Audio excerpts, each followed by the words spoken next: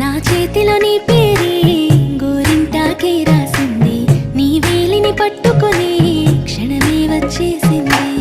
ఆ దేవుడి సాక్షిగా పూజిస్తా దేవతగా, నా మనసే మేడగా